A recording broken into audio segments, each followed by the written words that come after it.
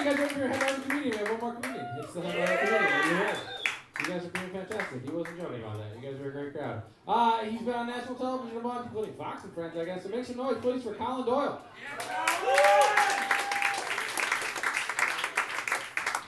Keep it going for Will, everybody. Great to be here at Lincoln's. Love this place.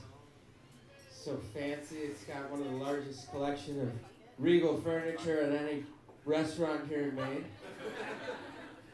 Good to be able to see everybody. I recently went through a traumatic experience. I stabbed myself in the eyeball trying to move a palm tree.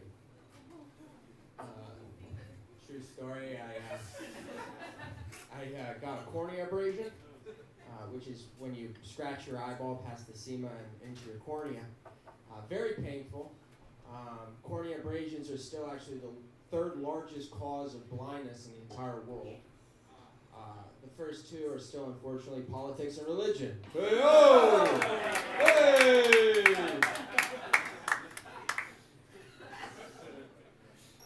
I asked one of my doctors, I said to him, it's really sensitive to light, it still is. I said, would it make sense for me to wear an eye patch? He said, if it feels better, go ahead and wear an eye patch. I said, great, where could I find one? He goes, I'd imagine any drugstore or party store. This guy's $500 an hour. I'm like, okay. I'm like, I guess the next stop's Party City. That's what the doctor said. Show up there like, do you have anything that doesn't come with a bandana? Or the hook? Or that weird sponge to make a 5 o'clock shadow? I don't think I'm going to need any of that stuff. It happened right around Mother's Day. Kept trying to, stay in correspondence, go on Facebook. I noticed a weird thing this Mother's Day. I don't know if anybody else noticed this. Pictures of women posting pictures of them with their dogs, like, Mommy loves you, Happy Mother's Day. Anybody see this, or any women in here actually do this? And on the long shot, men are going to do this on Father's Day. Having a dog does not make you a mother. It doesn't. It's not the same as getting pregnant, going through labor, giving birth, and then psychologically damaging a human being. It's not the same. If you don't believe me, tell your dog you're going to bring him to the park today. Don't do it. 20 years later, they're not going to be telling their therapist about it. That's just the truth. I really like Maine. I'm from Vermont. And where Senator Bernie Sanders is from. Any Bernie fans here? I mean, we get it. Maine, Vermont, we get it. We both love our cheddar cheese. We both make fabulous maple syrup. We get it. New Hampshire, they don't fucking get it. What's the deal with these people? Heard some people say the best part of New Hampshire is its view of Vermont and Maine. I'm not going to disagree with them on that one. It doesn't look very promising for Bernie Sanders, unfortunately. I really like Bernie because he's got this old school frugality to him, that I think DC could really use, like just until recently he was flying coach everywhere, which I think is amazing. He's like one of the most powerful senators in the whole country flying next to a guy like me. Like, listen, Sue, I'm going to have to let you go. This is the third time they have told me turn off all major electronic cell phone devices. I will get a chance to review how we are allocating military spending to major anti-terrorist divisions overseas. But for now, I'm going to have to let you go. Excuse me, miss, I know we're not airborne now, but is there any chance I could get my peanuts opposed to later? I gotta get them later. Okay. How about a Diet Coke? I've been doing a lot of talking. A little raspy. Give it up for Bernie Sanders. Give it up for that old man. I was raised to be a Democrat. Started with my grandmother. A very sweet old woman. Drives a Mercury Gray Marquise, candy apple red. with a bumper sticker on the back of it that says, "The road to hell is paved with Republicans." Like, she's been blaming shit on Republicans my entire life. Like, I'll never forget when Bush got into office, a lot of bad shit happened. And I called her up and I'm like, "Graham, did you hear what happened?" She's like, "Yeah, I heard. Funny, Clinton never had a tsunami." Like, yeah, fair enough. My presidential candidate, like I was saying, is out, unfortunately. Ted Cruz. Didn't do well, unfortunately. Not a lot of Ted fans in here. I figured probably some of the 4.3% of the country that agreed with him wasn't here. Kind of a washout. No, I liked Ted because he was always giving these old-time country slogans that never really made a lot of sense, you know? Be like, the American people need to understand. Okay? They need to realize just because two possums slept together in a pillowcase, don't make that a pair of socks.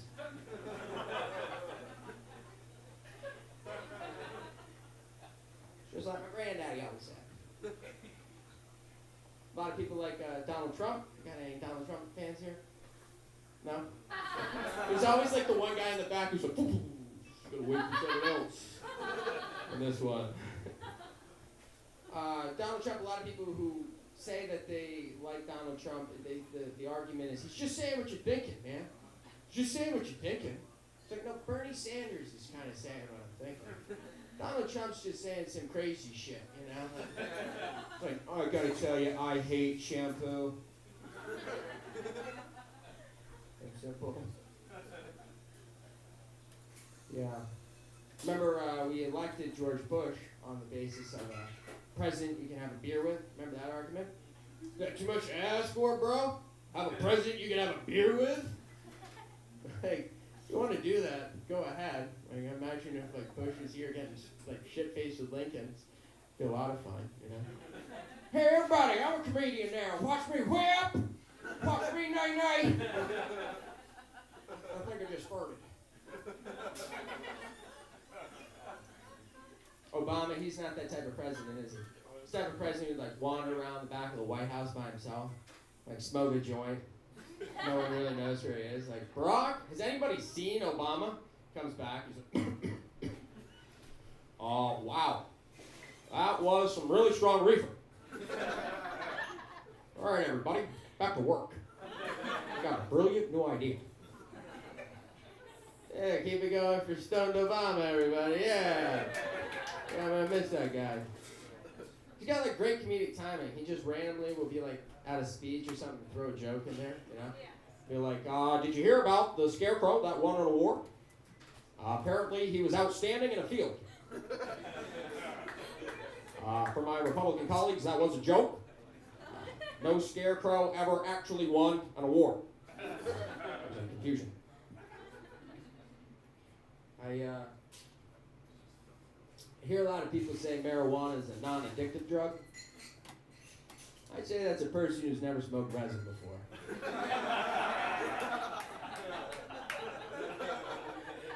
Just saying. It's kind of like the tax rebate of marijuana.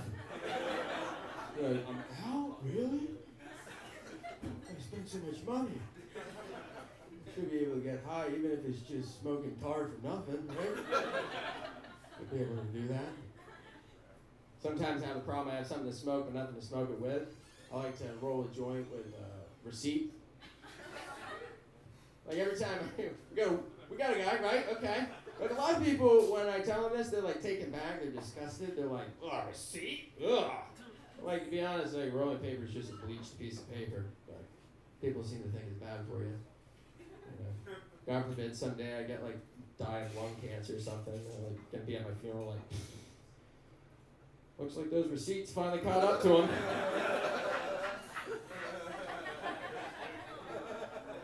Could have given that up years ago. Reckless bastard. I was recently out in Los Angeles. Yeah, I like LA. It's amazing. I mean, it's like, we're pretty weed friendly on the East Coast, but you go to California, it's like a whole different game. They put THC in everything, from like soda to cookies to candy. And I was telling my dad this, and he had an excellent point. He's like, well, you know who likes candy, don't you? And I was like, yeah, everybody. He's like, no, children. I'm like, oh yeah, children also like candy. Excellent point. We should keep that weed candy away from them. Because let's be honest, it can be dangerous. Just recently I got stoned, got the munchies, decided to make some popcorn, took it out of the cellophane bag, put it in the microwave, hit potato, and walked away. Stoned.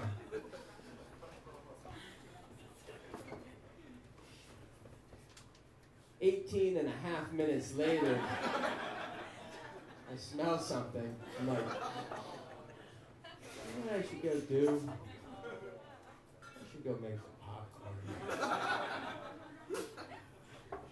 I walk out to the kitchen, there's literally flames spewing from the microwave. I'm like, holy shit!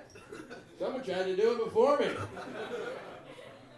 looks like the reckless bastard hit potato and walked away. Pull it together. Got a little reckless. A big surprise, I'm bad with money.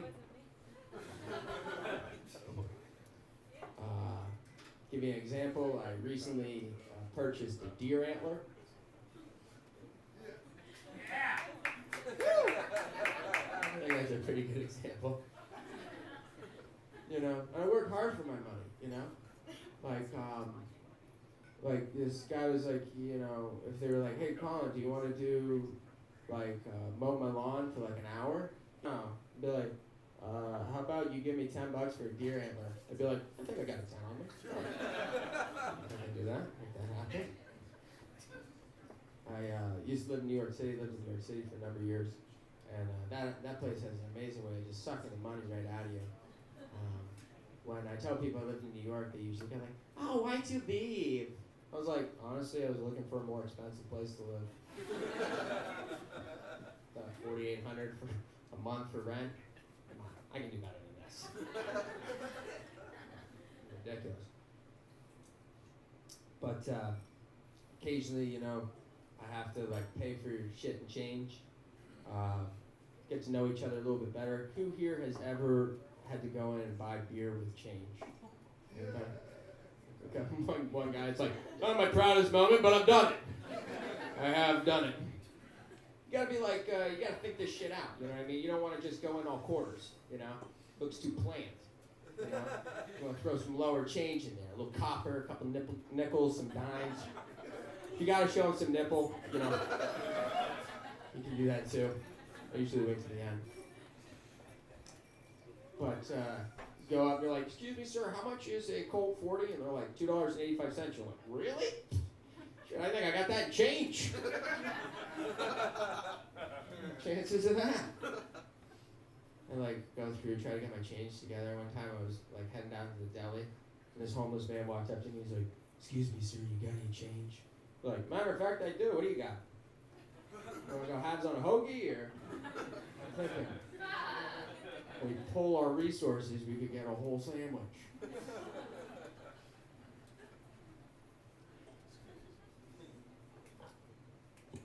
Yeah, they want to take your money always. Advertising is kind of a way of taking your money. Like I say, I'm broke, so I usually buy cheap liquor for home. And Evan Williams.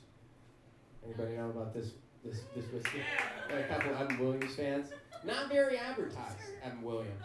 Looks a lot like Jack Daniels. It's in a square bottle. Tastes like bourbon, and it's a guy's name. So, what the hell are you waiting for? But I've been working on a couple Evan Williams commercials. So I'd just like to throw them at you real quick. Here we go. Evan Williams. Because you don't give a shit what type of whiskey. Yeah, something like that. Evan Williams. Because you've never believed in social drinking.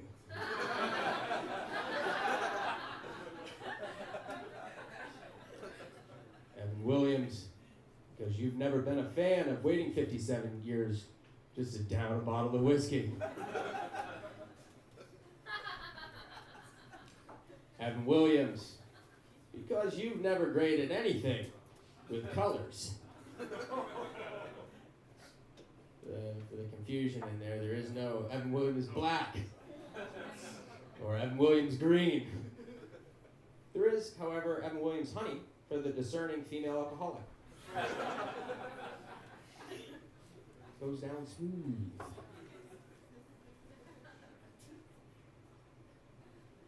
Another cheap beer that people seem to love, but you never see it advertised. Pabst Blue Ribbon. PBR. Yeah, PBR. Woo! Still your most bang for your buck. Like, I'd like a 6-pack of beer, but I don't want to spend more than $5. What do you got for me? I want to see all your options. No, I imagine a PBR commercial would sound something like, in 1884, Robert Potts went to the Milwaukee State Fair with one simple goal: to provide the masses with his cheap and tasteless beer. Over 125 years later, his legacy continues. Thank you, Pabst Blue Ribbon. A lot of things I don't understand why they name things, you know? Like, I don't understand why they call it day after contraceptive Plan B. Like, if you've had unprotected sex, I'm pretty sure it's gonna be Plan A.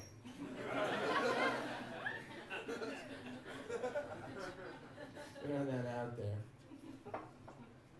Like, seeing how Plan A was never really established, let's not jump right to Plan B. Let's go with Plan A first.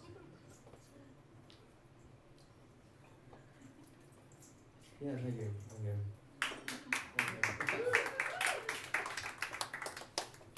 So people clap with that. Anybody watch television here? Of course you do. Of course you do. That's a terrible question, I guess. I specifically like Discovery Channel. Watch a lot of that. Seems like they have a way of being able to make anything really exciting. You notice that? I'm like waiting to be like watching TV late at night one night and be like, welcome back to another exciting episode of Boring Jobs. Today's episode, meet Bill and Frank. They're going to attempt to ring up and bag groceries all day long. But it's not going to be easy. With over 52,000 store items, it's really a matter of what to put with what. Show's like, yeah, when I put the eggs in with the canned pineapple, yeah, I pretty much knew that was a bad idea. Our next story brings us to New Jersey. Meet Frank. Frank pumps gas. Not just any old fuel, folks. No, he's got a plethora of Petra. Ranging anywhere from 89 to 93, he's got to be fueling everything from motorcycles to commercial trucks. Frank's like, yeah, you know, I pump fucking gas, you know. That's what I do. Our next story brings us to Boston, to one of the largest civil engineering projects of all time. Meet Jill. Jill's been on the project for over 3 years, running the stop sign. She's been telling the general public when to stop and when to proceed with caution. Jill's like, yeah, I try to tell these people to stop, but apparently some people don't read a 4-letter sign. Fucking morons. I gotta say, I used to live in New York, and my phone I have, my iPhone, I bought there, and for whatever reason, it still thinks I'm in New York. And so on Pandora and stuff, I'm always getting these advertisements for stuff in New York. They're like, come to the New Balance on 68th Street, opening this weekend. And I noticed there's a difference between commercials in New York and commercials in New England. And I'll give you an example. A Pandora radio commercial for New York would be like, Mercedes-Benz Manhattan invites you to come down to our summer clearance sale. Find out this summer with the new E-Series Mercedes why style and luxury can't coexist. You guys ever heard a car commercial in New England?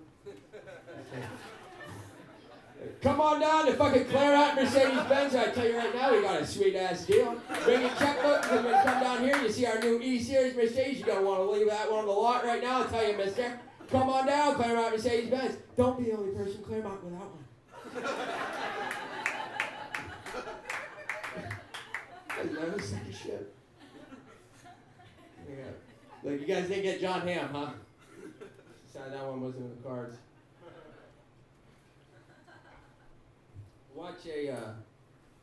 Watch a lot of movies. You guys see the newest Iron Man versus Captain America?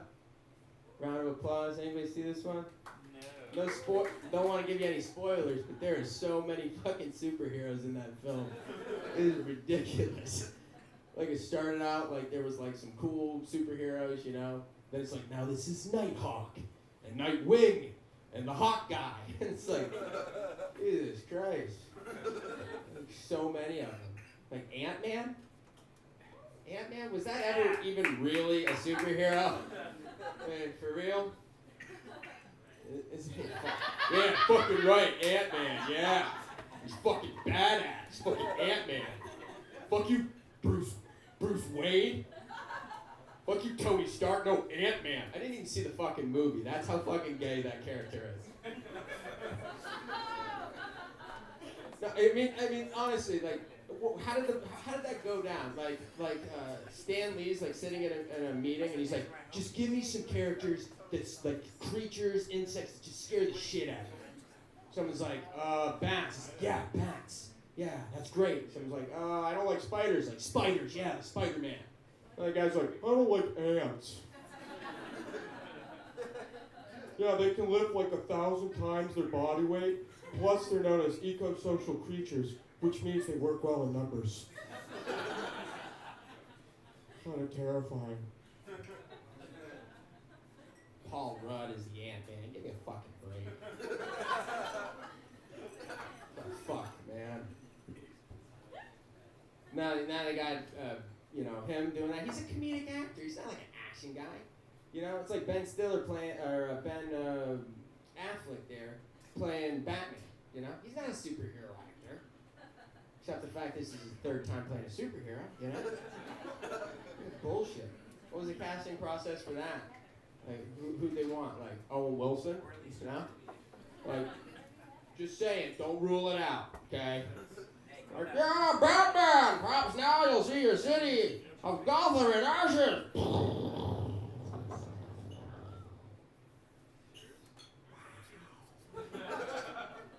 Explosion was huge. Wow. Thank you, Lincoln. Thank you. Thank you. Owen Wilson's Batman. Funny thing is, like in a month, you're gonna hear like, next summer, Owen Wilson is Batman.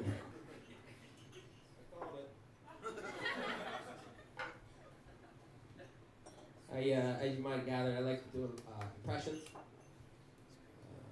I like to do a couple impressions real quick for you.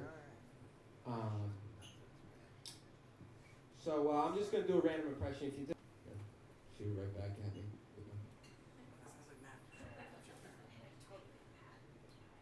How's everybody doing tonight? I'm Al Pacino!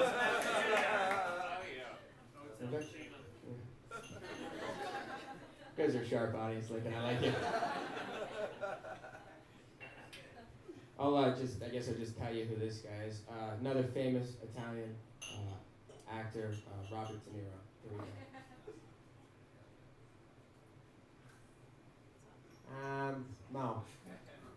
No way. Not gonna happen. No, not today, not tomorrow, never. No.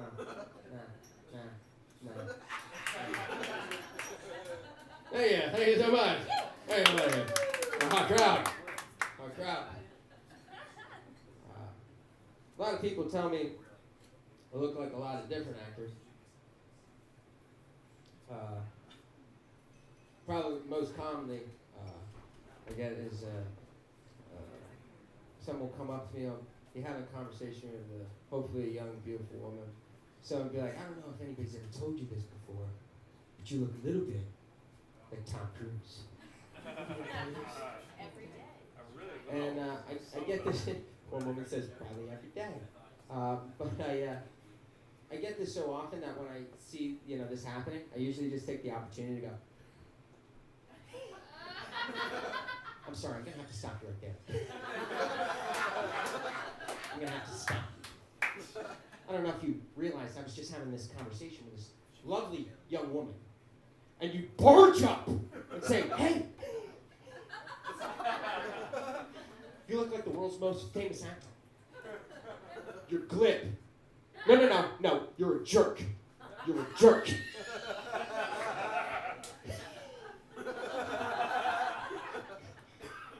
Thank you guys so much. Thank you. It's been wonderful. We're going to Real Dream Tavern. Snake Cakes. Make sure you take your house. I'm Colin Brown. We'll see you soon. Thank you.